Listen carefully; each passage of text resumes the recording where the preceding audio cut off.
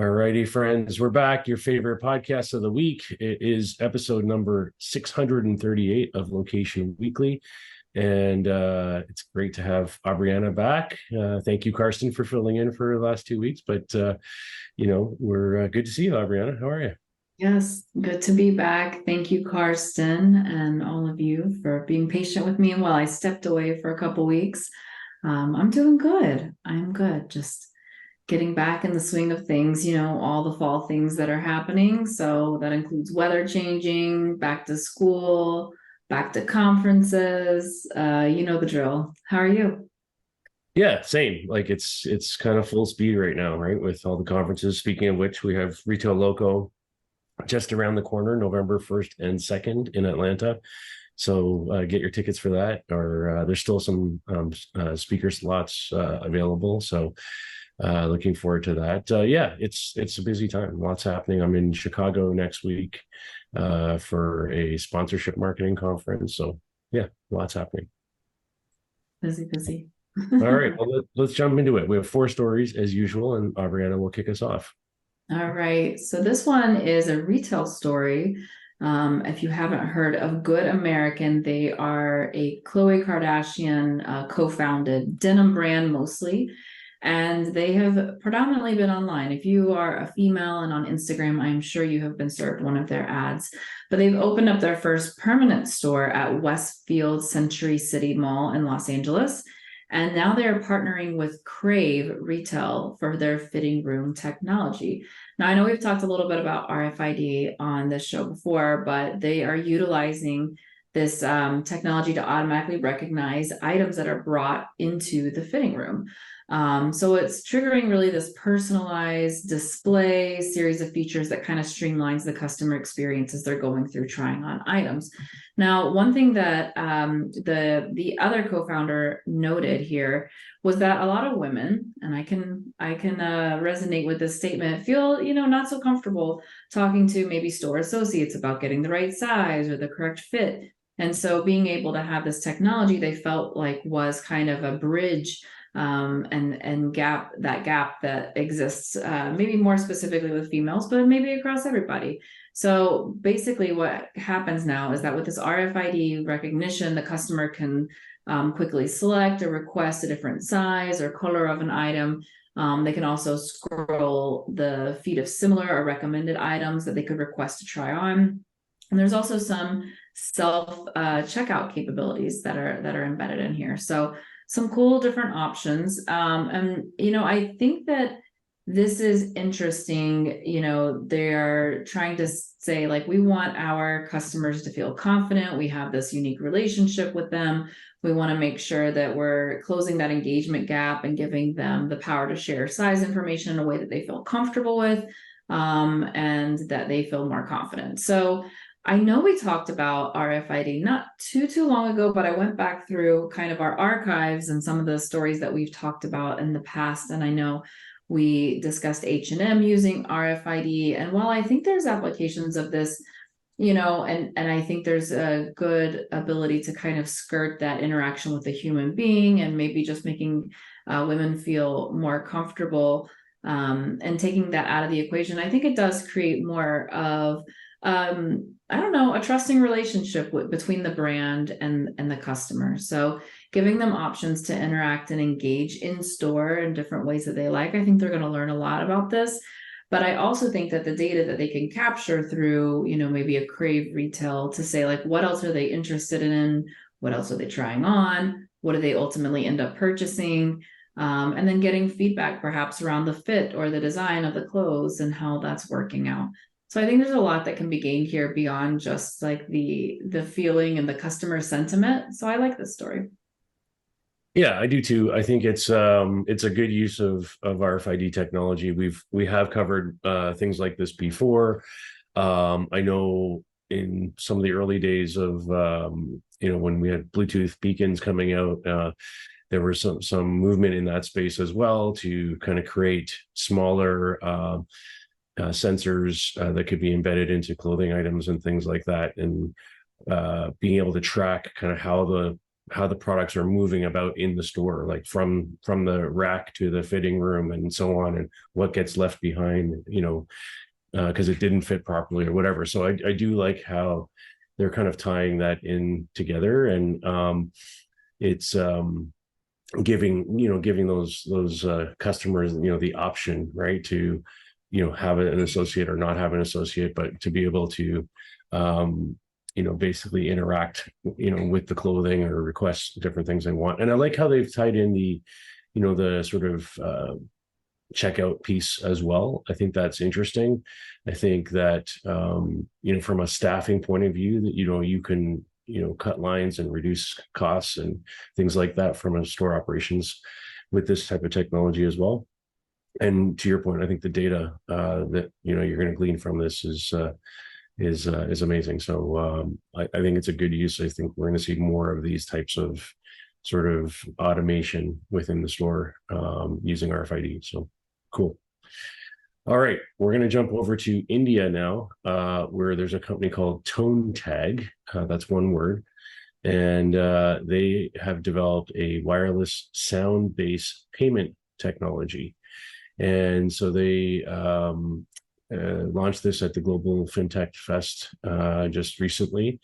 And they've got a number of patents in this space, this company, ToneTag. And essentially what they're doing with this is they're rolling this technology out, this sort of sound wireless based payment platform into connected cars. And the idea here is that you can make a payment from your car's infotainment system without the need for having smartphones or wallets or things like that to complete the transaction. So it's all sort of built directly into the infotainment system. And the other thing too is this is all sort of, because we're talking about sound here, this is voice-based technology, right? So you're essentially paying with your voice through your car. And obviously this has lots of implications for going to the gas station, or filling up and being able to pay that way. You can use this for transferring funds, for e-transfers that you can voice to people. You can do essentially any kind of bill payment through this. But obviously, because it's in a car, it makes really good sense to have this, working at gas stations or paying tolls or things like that, as needed. So I think it's an interesting technology. Obviously, not the only sound-based tech we've covered over the years, but they say they filed 13 global patents around this since they've been around since 2013. And I think it's an interesting technology. I don't know, like, to me, if I'm a car company, I would think that, most of the infotainment systems now, like in my car, it's all Google. Essentially, if I have a Google Wallet, I would assume that, I could power that up to make payments that way too. But the fact that this is voice initiated, and we know from other companies that sound-based payment platforms can be quite secure as well. So I think it's interesting. I don't think it's super innovative. Yep, I agree with your assessment on this. I do think it's interesting. It also makes me think of like, here in the States, we have things like Easy Pass, or in the South, it's the Peach Pass or whatever it may be. And so I can think of, like, from a toll perspective or driving specific roads, maybe this would have an application, or is there an opportunity to, I don't know, improve that technology and how that works? I'm not sure. I don't know that there's enough of a pain point between the companies and the customers to replace it.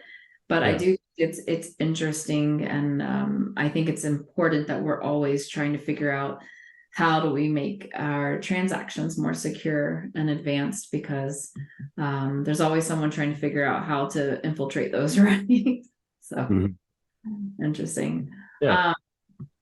So on to our next story. Let's go to more of an advertising specific play. And a long-standing Paris-based company, Criteo, has now announced a new DSP, right? They have launched a DSP, which is interesting. So they've been known for their online display ads. They're really this like commerce outcomes, digital advertising platform. So they tout that they are effective at targeting and retargeting potential customers through personalized advertising. And they formerly launched something called Commerce Max, which is a self-serve DSP. And the goal was to provide brands and agencies this very like personalized, advertising opportunity where they have a single point of entry to the retail media inventory, and that on-site inventory specifically across premium publishers off-site. So they've been testing this since 2022. They tested with Best Buy and also with Group M, the media investment company, in alpha, and they also enrolled 10 retailers. So this included Best Buy, Shipt, and Macy's. So they're saying that retailers who have completed campaigns have more than doubled conversion rates on average when running both on-site and off-site advertising through the platform. So now they have moved this from alpha to general availability, where brands and agencies can access this Commerce Max DSP and leverage this closed loop measurement. They're promising by 2024 that their partnership with IAS, or Integral Ad Science, will allow brands and agencies to really like have the viewability on invalid traffic on a retailer site across all ad formats, including native and sponsored products. So, that's just around the corner is what they're touting. And then there's a whole nother component that they have talked about. There's this second component called commerce yield. So there's like 3 different things that they've done there. So they've got some acquisitions and mergers that have happened. So there was an acquisition that happened of a company called Mabaya. That's Mabaya. And it is a sponsored product ad platform in Europe that they acquired. And this is, now they've got this commerce yield marketplace. So they're saying that this is going to help monetization officers integrate marketplace tactics and formats. That's kind of vague in my mind, but the other components that they are mentioning are commerce yield in-store and commerce yield insights. So obviously, in-store is very much that. They had a merger with Australian-based company called Brand Crush, and this is in-store monetization technology. So providing advertisers access to a wider range of offline inventory. And then the insights are just that, insights, right? Tools providing digital shelf insights to support those enterprise level retail media buys. This is a lot. This is a lot that's happening. I also find it interesting. There's like a lot of DSPs that I've been hearing about that have been launching. I'm sure we'll have a story on it in the future, but I just saw Infilion, looks like they are launching a DSP now. They've acquired some media assets, and now we've got Criteo getting into the DSP space. Obviously, Samsung Ads has a DSP that we launched several years ago. So it's an interesting and kind of a risky play. I think DSPs are not easy business. So I think you really have to have a unique value proposition, unique scale, perhaps inventory and data components here. So this is one that's interesting, and I think is certainly one to watch. Criteo is a name in the space in their platform, and has been for a while, but maybe they're trying to kind of reinvent themselves with this whole new DSP offering. So it's hard to make sense of it, and it's also hard to understand exactly what they're doing with these retailers. Are they ingesting retail media network data? Is that part of the equation? What's the methodology kind of happening behind the scenes? But this is one I want to dig into a little bit more. And maybe we can have somebody from Criteo come and join the show and tell us something more about it. So that would be good. Yeah, that would be good. There's a lot here, right? And I think there's definitely a trend, to launching DSPs right now. And I think it is being fueled by, this massive growth in retail media networks, right? And so, the one thing, that for me that kind of sticks out on this is that they're combining the on-site and the off-site targeting capabilities into one platform, right? So, and I think that's really interesting because of these media networks, right? You have all of these retailers that you've mentioned. We've talked about Kroger and Walgreens and all these people who are launching media networks right now in their stores. But how do you measure that? How do you monetize that? Where is that media available to buy? And all these kinds of things, I think, is what's fueling this type of drive to launch these DSPs right now. And as you said, Criteo has been around for a long time. They've got good sort of street cred, if you will, and good relationships from their long history in the ad space. So I think they have a good shot at it. Let's just say.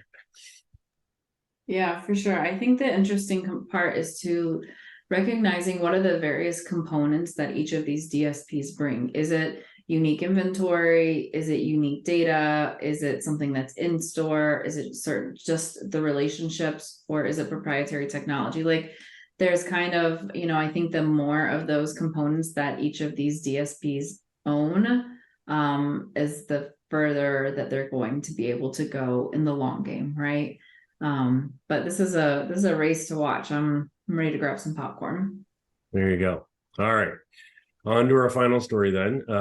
So, Apple, as they always do, came out with their big announcement last week of the new iPhones and Apple Watches and all these things.